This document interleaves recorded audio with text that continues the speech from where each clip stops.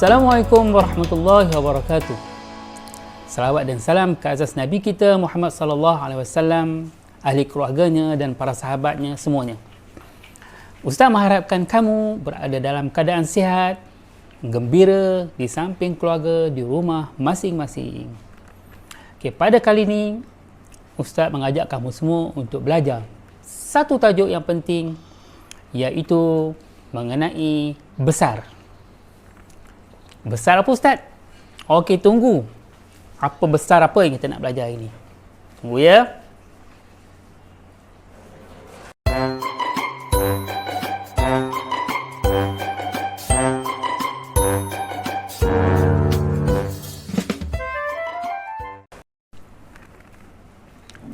Ya anak-anak, kita akan belajar mengenai satu tajuk penting, iaitu mengenai besar. Hadas besar. Okey, apakah hadas besar? Hadas besar ialah bila berlaku pada kita, akan mengakibatkan kita tidak dapat melakukan ibadah yang tertentu, terutamanya solat. Sebab apa? Sebab solat, bila kita nak solat, kita mesti suci, bersih daripada hadas besar. Sebab tu kita nak belajar mengenai hadas besar. Okey, boleh? Okey, tunggu. Kita tengok slide yang seterusnya.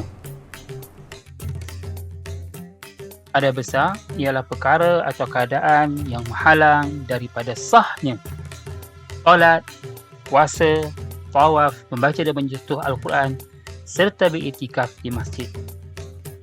Hukumnya, wajib kita bersuci. Wajib artinya tak boleh tidak, mesti kita bersuci. Okay, anak-anak, sekarang kita tengok pula punca dan sebab hadas besar. Okey, yang pertama, gambar sebelah kiri kamu tu. Yang pertama, persetubuhan atau disebut juga jima'. Perkara ini berlaku bila adanya perkahwinan bagi kita orang Islam. Berlaku di antara lelaki dan perempuan. Yang kedua, keluarnya air mani daripada kemaluan. Air mani ini boleh keluar daripada lelaki dan perempuan juga. Yang ketiga, haid. Darah yang keluar daripada perempuan. Ini hanya untuk perempuan sahaja. Haid hanya untuk perempuan sahaja. Kemudian nifas dan wiladah. Darah nifas dan wiladah ini berlaku ketika proses bersalin. Ketika mama kita bersalin, kalau kamu perasan kan mama tak solat lama. Tak solat lama. Ini berlaku ketika bersalin. Ketika mama kita bersalin tu berlaku dan keluarnya darah nifas dan wiladah. Proses wiladah. Okey. Yang terakhir, bila mati. Ya, mati. Ya, kematian.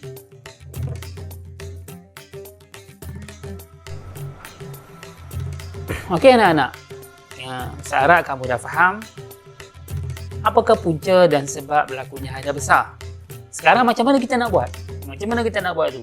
Macam mana kita nak menghilangkan hadas besar? Ada dua cara. Cara yang pertama iaitu melalui mandi wajib. Dan cara yang kedua, tayamum. Okey anak-anak, kita belajar dulu cara yang pertama, iaitu mandi wajib.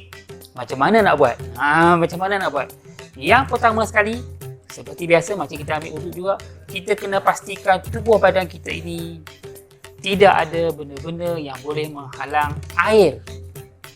Ni waktu PKP ni, kamu tolong mama, kamu tolong ayah cat rumah sebagai contoh, nanti cat ada melekat dekat sini. Ini semua cat, minyak ataupun apa-apa benda saja yang dekat badan kita yang boleh menghalang air, kamu kena buang itu dulu. Kita buang itu dulu, buang.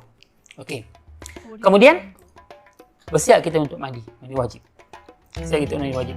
Yang pertama sekali ialah, yang penting sekali ialah kita mesti niat. Niat tu senang aja. Kalau tak ingat ni Arab, itu yang kita Arab sebut nawaitu raf'al hadathil akbari lillahi ta'ala, itu hanyalah lafaz niat. Yang niat ni yang dalam hati ni. Dia tak ada keluar bunyi, itu yang niat. Yang kita sebut keluar tu tak wajib. Tak penting. Tapi kalau boleh sebut sekali dengan niat dalam hati lagi bagus. Okey. Yang niat dalam hati tu macam mana Ustaz? Niat dalam hati, bila kita siram je air terus kena je kepala kita, terus kena je kepala kita, terus kita lintaskan dalam hati.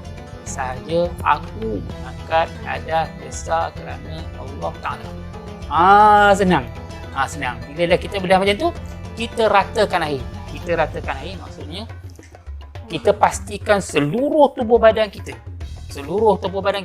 celah ketiak, celah itu dan celah-celah tempat yang lain, semua kena air. Semua kena air. Kita ratakan air seluruh badan kita sampai ke kaki sana, cek balik semua. Kita tempat yang mana kaki macam tu, celah-celah kangkang semua, diratakan air. Selesailah mandi wajib. Baik anak-anak, cara yang kedua ialah kita bertayamum. Kalau kamu ada buku teks dekat rumah, kamu boleh tengok muka surat 58 ataupun tengok slide saya dah masukkan 58. Senang saja, mula kita niat. Kita niat nawaitu tayamum bila tak. Kita tayamum bila dalam keadaan kita tak ada air. Bila kita dalam keadaan tak ada air ataupun kita sakit ke mana-mana ke yang tak boleh kita menggunakan air untuk mandi wajib, kita bertayamum. Okey. Kemudian mula-mula kita niat, kemudian tekakkan tangan kita ke debu macam ni, macam tu, debu yang bersih. Ustaz ringkaskan je tayamum ni, nanti kita belajar tempat lain. Kita tepuk yang tu, debu macam tu, katakan tipiskan debu, kemudian sapu muka. Ingat kita tayamum muka saja, kemudian tangan hingga siku. Tayamum, ratakan. Kemudian tekan lagi, tipiskan lagi, kemudian tangan hingga siku. Macam tu lebih kurang ringkas. Nanti tayamum kita akan belajar lagi tempat yang lain nanti, insya-Allah. Okey. Akibat tidak bersuci daripada hadas besar. Yang pertama, kita terhalang untuk beriktikaf di masjid. Sebab dalam keadaan kita berhadas besar, kita tidak boleh beriktikaf dalam masjid. Yang kedua, ibadah-ibadah tertentu kita tidak boleh buat, tidak diterima kalau buat. Contohnya macam solat. Sebab apa? Solat mesti dibuat dalam keadaan kita bersih ataupun suci daripada hadas besar. Dalam keadaan kita berhadas besar, tidak diterima. Yang ketiga, kita mendapat dosa. Sebabnya dalam keadaan kita berhadas besar, sehingga kita bersuci, kita tertahan untuk mengerjakan ibadah. Kita tak boleh mengerjakan ibadah. Kita mendapat dosa. Jadi bila sampai masa dah boleh kita bersuci daripada hadas besar, kita kena cepat-cepat bersuci besar dan mengerjakan ibadah seperti biasa. Yang keempat, jiwa kita resah. Selagi mana kita tidak bersih dan tidak suci, tentu sekali jiwa kita dalam keadaan resah dan bimbang. Yang kelima, badan kita rasa lesu dan letih. Hikmah bersuci daripada hadas besar. Pilihan bersuci daripada hadas besar. Memulihkan tenaga dan kesegaran. Bila kita dah mandi, kita dah suci badan kita, ataupun dalam keadaan kita tak ada air, tayamum, badan kita segar kembali. Yang kedua, menyihatkan jasmani dan rohani. Ketika kita dalam keadaan bersih, secara zahirnya, jasmaninya dan batinnya bersih. Yang keempat, kita disenangi oleh larangan. Yang kelima, membolehkan amal ibadah dilakukan. Bila kita dah bersuci, kita bolehlah buat ibadah. Sebab banyak amal ibadah yang memastikan mewajibkan kita suci daripada hadas besar. Baru boleh buat. Okay. Yang ke berapa tadi? Saya cakap 1, 2, 3, 4.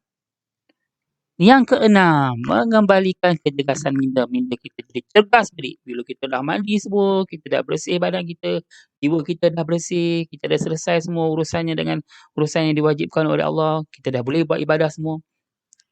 Menyebabkan otak kita kembali cergas. Okey. Yang terakhir, insya-Allah Allah sayang pada kita. Allah kita mendapat kasih sayang Allah. Apalagi yang lebih penting daripada ini, melainkan kita mendapat kasih sayang Allah. Apakah yang ada lagi yang lebih penting daripada ini? Melainkan kita mendapat kasih sayang Allah. Jadi kita kena pastikan kita bila ada besar, kita kena bersuci cepat-cepat. Bersuci cepat-cepat. Bila dah sampai keadaan yang kita boleh bersuci cepat-cepat. Supaya apa? Supaya kita dalam keadaan bersedia untuk melakukan dan dapat membuat ibadah bila-bila masa.